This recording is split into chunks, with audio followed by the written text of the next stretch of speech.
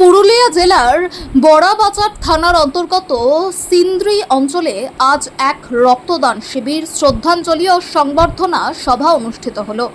সিন্দ্রি জনতা library প্রাঙ্গণে সিন্দ্রি অঞ্চল ভারতীয় জনতা পার্টির উদ্যোগে এদিনের অনুষ্ঠানে মূল আকর্ষণ ছিল সদ্য সমাপ্ত বিধানসভা নির্বাচনের জনপ্রতিনিধিদের বরণ করে নেওয়া। বান্দোয়ান বিধানসভার নবনির্বাচিত বিধায়ক লবসেন বাসকে এবং মানবাজার বিধানসভার বিধায়িকা ময়না মুর্মুকে সিন্দ্রি অঞ্চল বিজেপির পক্ষ থেকে বিশেষ সংবর্ধনা জ্ঞাপন করা হয়। এছাড়াও 2026 সালের মাধ্যমিক ও উচ্চ মাধ্যমিকের কৃতী ছাত্রছাত্রীদের বিশেষ সংবর্ধনা দেওয়া হয়। গ্রীষ্মকালীন সময়ে জেলা জুড়ে চলা রক্তের চরম সংকট মেটাতে এই কর্মসূচির অংশ হিসেবে একটি রক্তদান শিবিরেরও আয়োজন করা হয়। এতে মোট 45 জনের মতো রক্তদাতা স্বেচ্ছায় রক্তদান করেন। গ্রীষ্মে রক্তের যে সংকট তৈরি হয় তা মেটাতে ও পাশাপাশি এলাকার কৃতীদের সম্মান জানাতে পেরে আমরা গর্বিত। বিশিষ্টজনদের উপস্থিতিতে এদিনের এই বর্ণাঢ্য অনুষ্ঠানে প্রধান বক্তা ও অতিথি হিসেবে উপস্থিত ছিলেন বান্দোয়ান বিধানসভার কনভেনার বৃন্দাবন মাহাতো।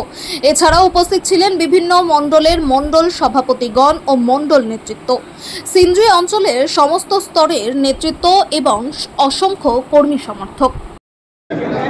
সিন্দ্রি ইউথ ক্লাবের আয়োজনে এখানে দুটো একটা মহৎ কাজ হচ্ছে।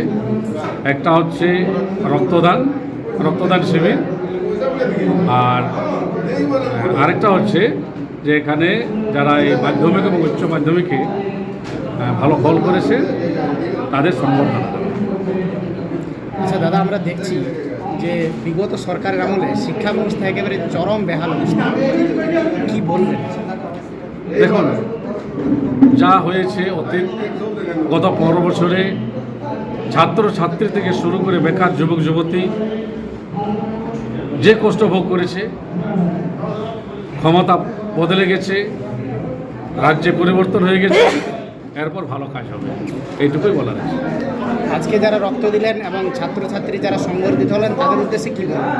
আমি তাদেরকে বলি, আমরা সবাই মিলে আমরা ভালো কাজ করব, দেশের সেবা করব এবং আমরা নিজেকে যেমন তৈরি হব অপরকেও তৈরি করার চেষ্টা করব।